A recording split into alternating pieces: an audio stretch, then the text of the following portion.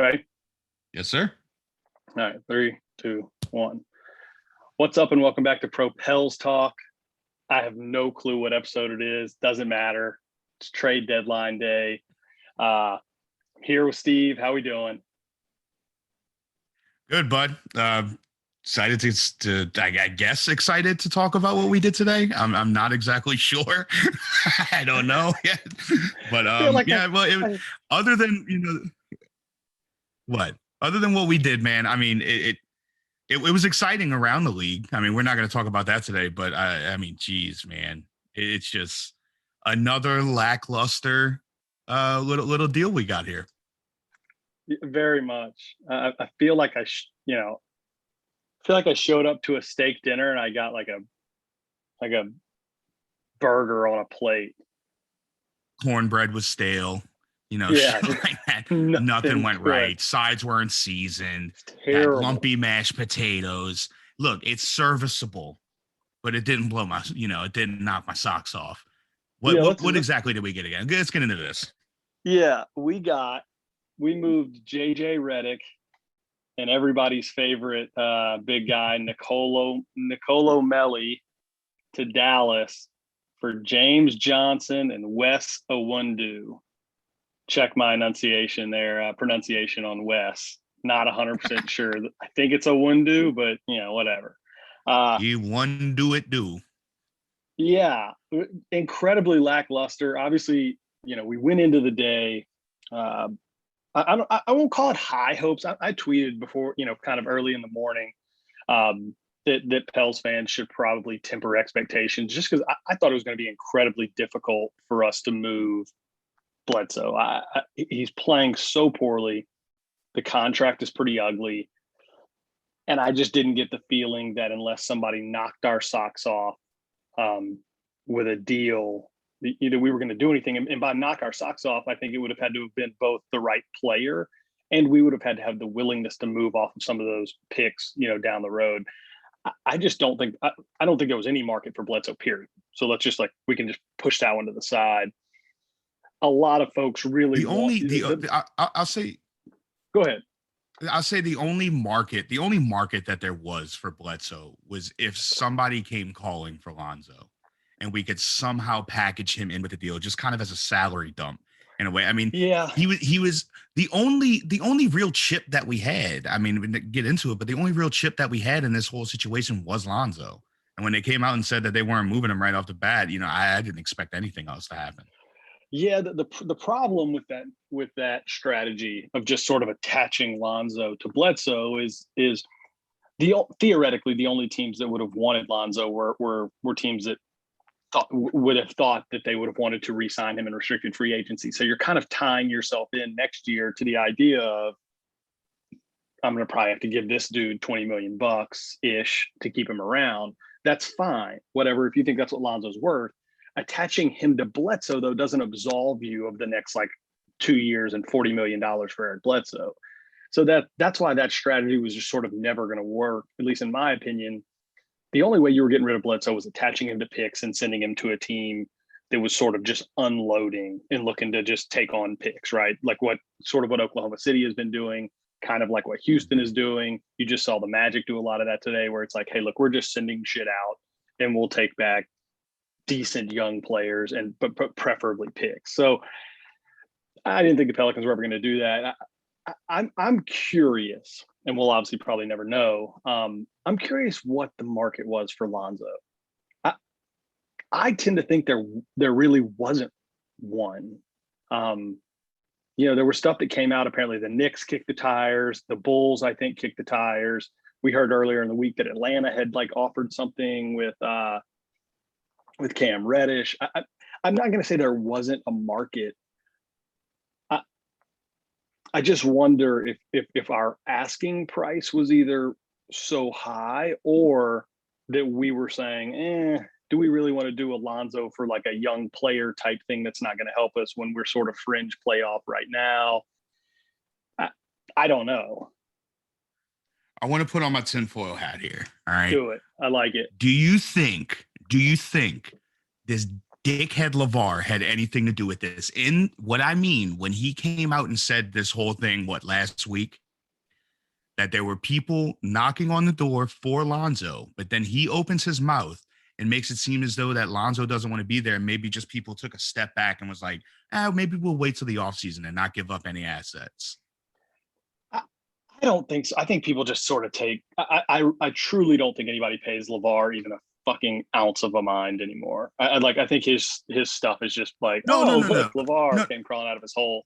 I think for me, it's more of it's a short season. There's 29 games left, and Lonzo's hitting restricted free agency where sort of all bets are off, right?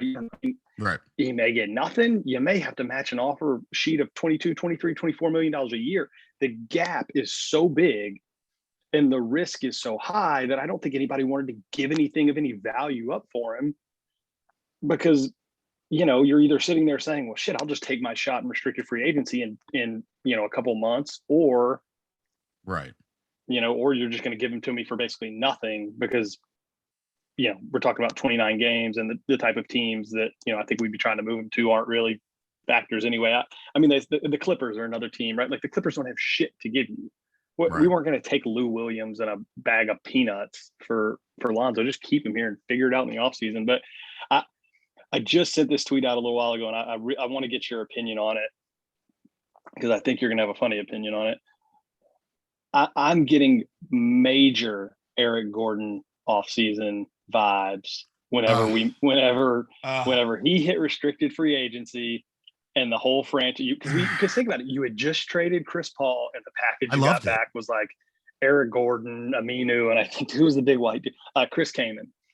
And there was probably some other shit in there too, but those were the three players. And you had just gotten him. He was one of those guys, always looked grumpy, all the whole thing. And then he hit restricted free agency, and everybody said, "Oh shit!"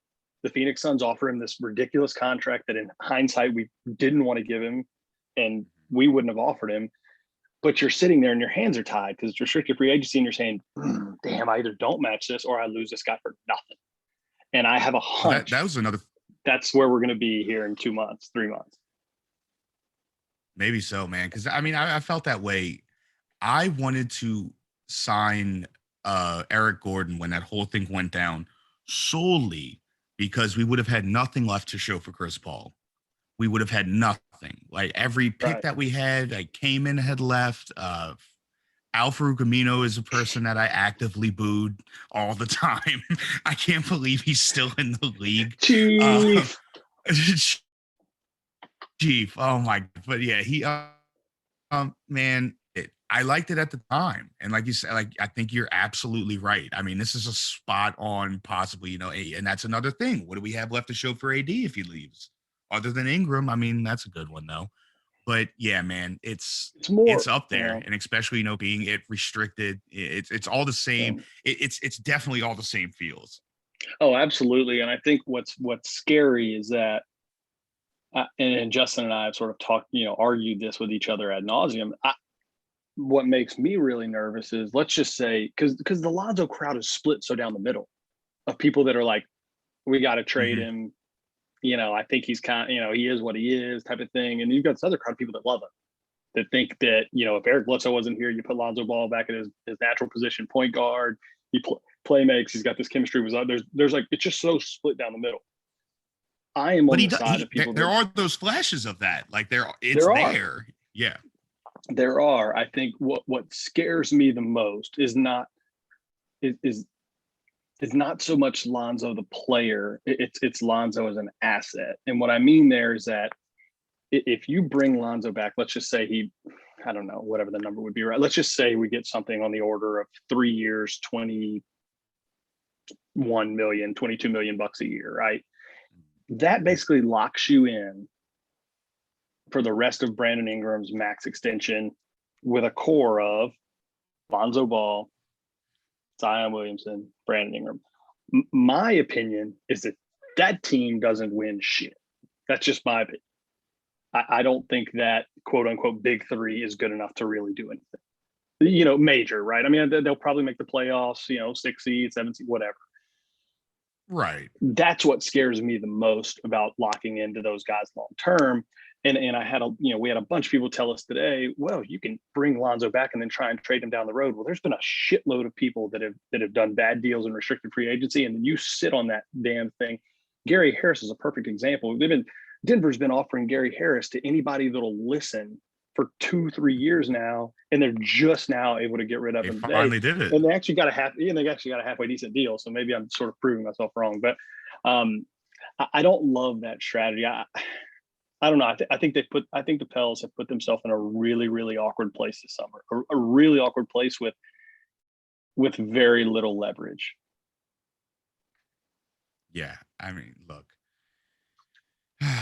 Yeah, that's not the big three, quote unquote, that you want. Just because you have three names doesn't mean they're the big three. It's not going back to that. But man, I mean, I know we've talked about it a whole lot. We should have, y'all, especially Ross and Justin, talked about how Eric Bledsoe shouldn't even have been on the team moving forward. No.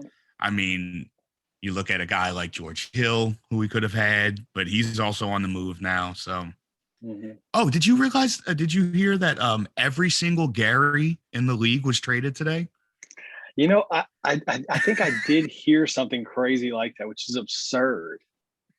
I think it was four. And then also Gary Trent Jr. for Portland. Yeah.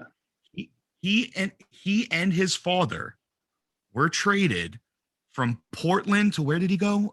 Toronto. He went to Toronto. They were both traded with the same amount of games left in the season in their third year from Portland to Toronto. How fucking freaky is that? Yeah. Tough day for Gary's. Really, really tough day for Gary's. Man. Tough day for Gary's all Gary's. over. There's probably been bad shit probably happened to other guys named Gary that just don't even play basketball. Just a tough day for Gary's, I would assume. Just that we'll never hear about. Yeah, that you'll never know. Shit day. Yeah. Like a Gary we need to get a poll. Yeah. We need to get a poll for these Garys. How was your day? Yeah, I'm sure there's probably a Gary that March 25th. Gary, tell me about tire. it. Gary walked out to his tire this morning and they were like, he had a nail in it. It's probably just a shitty day for Gary, if I had to guess, but I don't know. No, one of those days where you should have just turned back around and go inside. Yeah, absolutely. Yeah, we'll see what happens. The other thing, we've kind of, we joked a little bit early on about the JJ thing. Look, at this point, you were not going to get anything for JJ Redick. It just wasn't going to happen. I mean, you got, in my opinion, you got nothing, and that's basically what you were going to get. And this was why going back to 8-9 podcasts ago, we said when you move Drew Holiday, it didn't make any sense not to move JJ because he was in the same situation. JJ was coming off the best, or probably the second best shooting year of his career. He shot like 46% from three last year, averaged 15 points. He played great.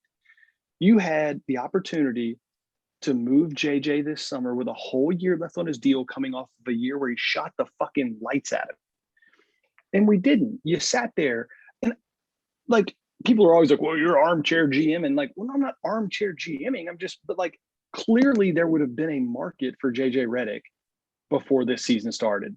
Think about teams like the Clippers and teams like the Nuggets and teams like Portland and a lot of teams, the Nets. The Nets inquired about him before the season.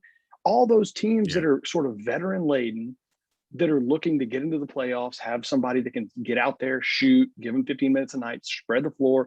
There would have been a market for JJ Redick. You could have probably gotten a useful young player or at least a project of a young player, maybe a back end first round pick, something protected. Instead, we do nothing. And here we are. That's the kind of stuff, in my opinion, that is a big misstep. And I'm starting to, the case against David Griffin builds a little more by the day for me. I spent a lot of time today going through every deal that David Griffin has done, going back to basically the first time he was a GM. And it's just not a really impressive group, like list of transactions. And so I don't know whether he did us a favor not making a move today or not. He may have done us a solid by just sitting on his hands. I don't know. That one to me feels like a big whiff because I'm, look, I'm not in the NBA, right? But I'm fairly confident that there would have been a market for JJ Redick this summer. And instead you get halfway here and he's damn near a buyout. I mean, he's a giveaway. Right. Well, you look at the narrative around this trade and people are like, oh, well, you got something for him. It's like, yeah, but and that's you say that now, but you could have gotten a lot more. Just like you said, you got a lot more for him a couple months ago. Just because you get something for someone when they're on pace for a buyout doesn't mean you won. And that's the way that some people are looking at it right now. It's like, oh, well, at least you got something for him. And no. And I mean, Yeah. we also we get James Johnson, we get the guy I can't pronounce his name, and then we get another fucking pick. Yeah. What are we doing? Woo-hoo. Why keep the pick? Why is that even involved?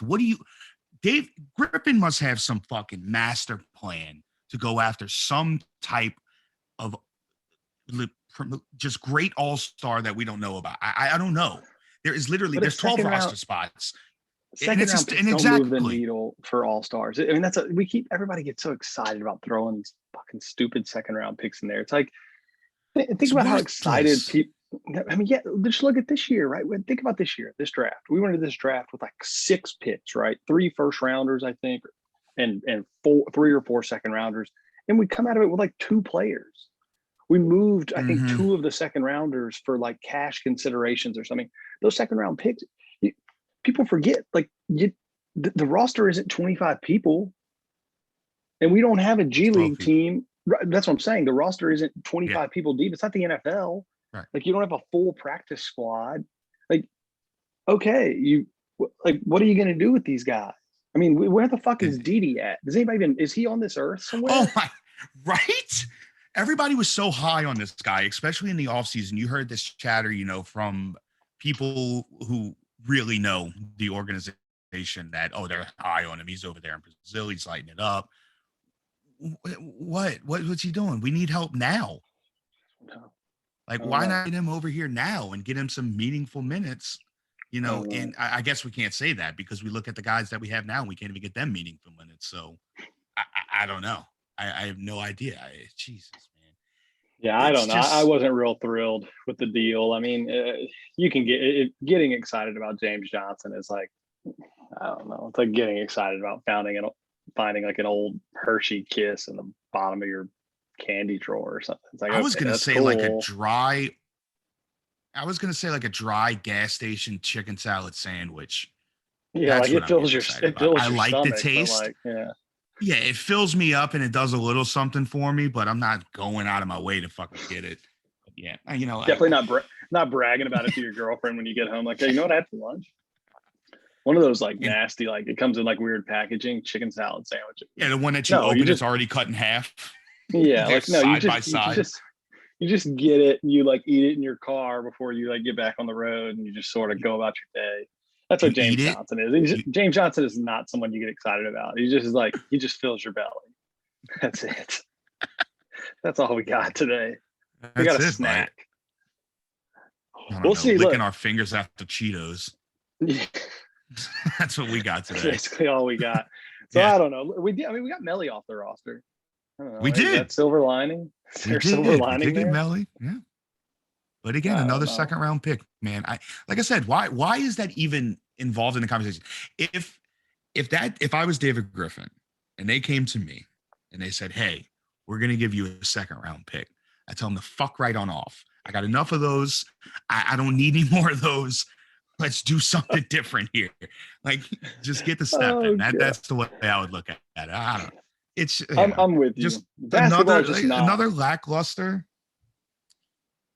Yeah, and basketball's not one on the fringes like that. I don't know. I sort of saw this one coming, so I'm not surprised. I'm not really surprised. I'm maybe just a flicker disappointed. But I truly don't know that there was a deal out there to be made. So I mean, at the end of the day, it was what it was. And I mean, I don't think anybody wants to. Like a lot of people forget that the other side has to want to trade with you. Like, these fans are just like, oh, just trade him away. Just trade him away. It's like, no, that's not how this world works, partner. Like, the other side has to be interested too. You can't just force rape trade or force trade. What did I say there? No, rape them, like that. Like, geez, man. No, you're absolutely right, and I think that's exactly what happened today. Is that we probably had a price or an asset driven a return that we were looking for, and it just wasn't there. And so we figured, hey, screw it, we'll run we'll run 29 more games with the crew we got and see what happens. I mean, look, there's some optimism. They played a little better here the last week, and we'll see what happens. Yeah. I mean, 10 teams. I explained this to Justin a couple of days ago. 10 teams get into the damn playoffs, and you've got 3 of them that are like actively trying not to win games. OKC is like finding ailments for Al Horford and Shai Gilgeous-Alexander. Like they're just finding shit. Like I think Al Horford plays like once every week or 2 weeks just because whatever. And Shai Gilgeous-Alexander now has like a Liz Frank injury or something, which, you know, he's probably got like a bruised toenail or something. And the Rockets are just like trading away all of their players just for like, I don't even know what to do it. Who wants a player? Like, the Rockets are like my daughter running an NBA franchise right now. Like, we like him. His name is cool. We'll get him traded straight up. I don't know what Orlando too, man. They moved. I mean, they moved all 3 of their guys. I don't know. They're another team that's just going to have too many people on the bench. What are they going to do? I don't know. It's one of those things that I'm curious to see. I mean, OKC right now has like 30 picks in the next like 5 years or something. Like, and some obscene number. It's like, I mean, that's like a cool trivia answer, but I don't know what the fuck you do with like. I mean, I guess you make some of them and maybe you can like package some of that shit together. I don't know. The pick thing gets so convoluted for me because like someone has to want them. Like somebody has to want those picks. Right. It's the same thing with a player, right? And, you know, we've been told like, well, you can use those picks to like go get players. And okay, well, like, yeah, but not really. I mean, Anthony Davis went for like 2 good players and like a solid bench player and a shitload of picks. James Harden went for Jared Allen, Karis LeVert, and like a bunch of picks. So you've got to be able to package other stuff. I don't know. The pick thing is just sort of like, I mean, Oklahoma City seriously has like 37 picks. I don't even know are they going to like give some to the fans for Christmas or something, like a turkey giveaway? Like, I don't even know what you do with all of them. Like, you can't make all every those other picks. pick is a fan pick. Every other pick is a fan pick, which they get to choose. Just toss it like I don't know. It's like maybe it's like a season ticket holder thing. Like, hey, look, we got so many of these things. Come on down. You know, if your company pays enough money, we'll let you go through the draft board. You see a guy you like, fire him up. That would be brilliant. Oh my God. Could you imagine if they gave us the keys just for like some low end second round pick? Just one pick. Like 54. And they're like, you know what, dude, fuck it. This guy's not gonna make the team anyway. Like, who do y'all like? You know what's probably the worst part that would happen to us is that we would probably think about it so much and try to actually kill it. We'd end up driving each other fucking crazy. Oh God. Yeah. We'd be looking through like I don't know what to do with all these picks, man. I don't either. Look, we're not gonna do shit with them right now. We got 29 games left with the team we got. So you know, we won't beat this horse any longer. You know, JJ's gone. He was a solid guy. I think everybody loves JJ. I wish him all the best. And Melly, you know, whatever. Take a hike. Welcome to town. He looks like Johnson. He stinks. He probably does. He's European. Yeah, that's true. We're bringing to down James Johnson and Big West, and we'll see if they can impact the roster. I mean, I feel like JJ and Melly did nothing this year. So if Owundu and James Johnson can just do something, then look, it was maybe a net positive for like the bottom line on this year. So we're gonna go with that level of optimism, and you know, kick off the back 29 games, and pray we can make the playoffs. Give us a little excitement here down the stretch. So we'll have Justin back with us next time. And Hoffner, get us out of here. Kisses. All right.